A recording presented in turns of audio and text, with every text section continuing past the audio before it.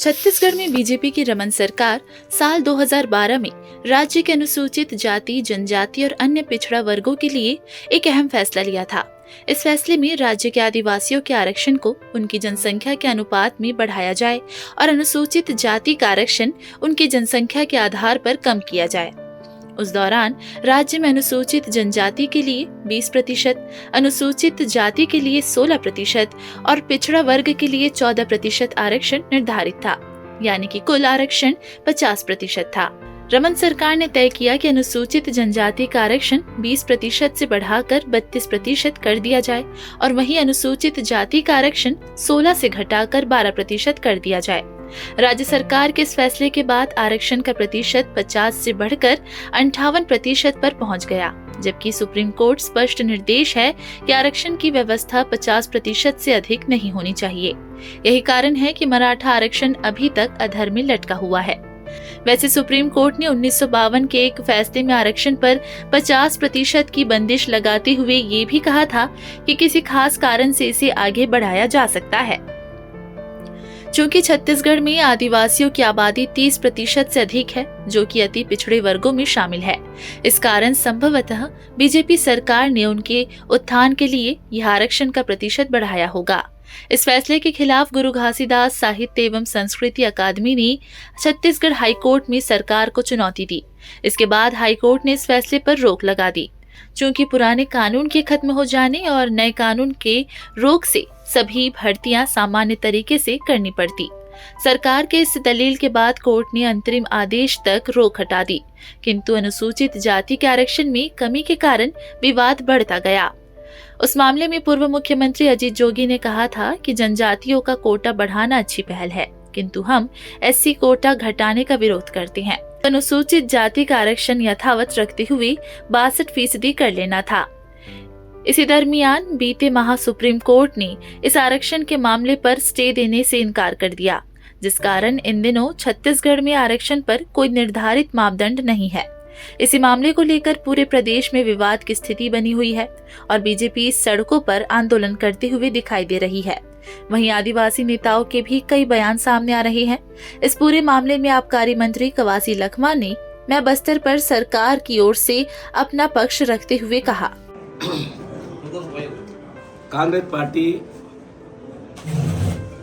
32% आरक्षण में पार्टी भी, सरकार भी, मुख्यमंत्री भी सब लोग 32% के पक्ष में हैं और 32% हम देंगे, ये हमारा वायदा है। दूसरा सुख, बहुत बड़ा सुख हुआ है।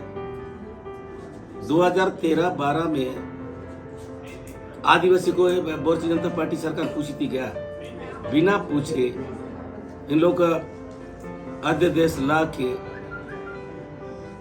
हाई कोर्ट में पेश किए।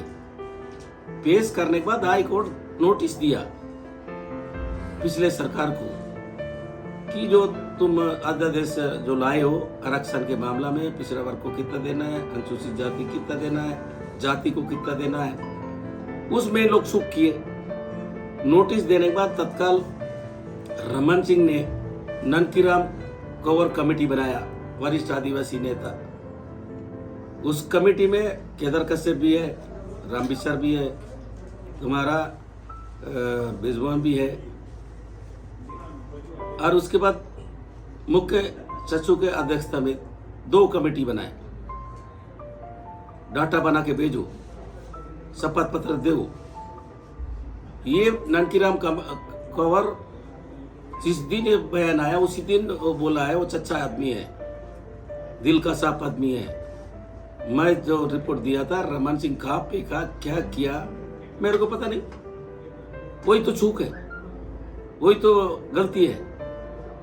उनको शपथ पत्र देना था, मेरे पास तो कागज नहीं है, अब सब रोज दिखा रहे हैं। शपथ पत्र हाई कोर्ट बोल रहा है, ये क्यों नहीं दिए?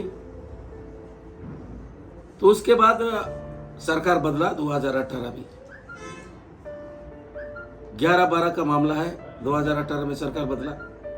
हमारा सरकार जब आया, हमारा जो वकील है, सरकारी वकील, वो लगातार पैरी कर खड़ा हो रहा था इस आदिवासी वाला मामला में हमको मौका दीजिए। 4 बार खड़ा हुआ, 3 बार खड़ा हुआ। हाई कोर्ट ने साफ साफ कहा है कि ये तुम्हारा मामला नहीं है। हम पिछले सरकार को नोटिस दिया, पिछले सरकार पेश किया, वो तथ्य नहीं कर पाया, इसलिए तुम्हारा नहीं सुनूंगा। रोके तो सकता है, रोक के देगा, बाद में कितने दिन रुकेगा। तो बाद में हमारा जो वकील का एप्लीकेशन को निरस्त कर दिया। और हमारा वकील को अगर हाई कोर्ट नोटिस कहता ऐसा ऐसा तथ्य दो, हम लोग करते, सरकार भी करता, वकील भी करता, हमको मौका ही कहाँ दिया।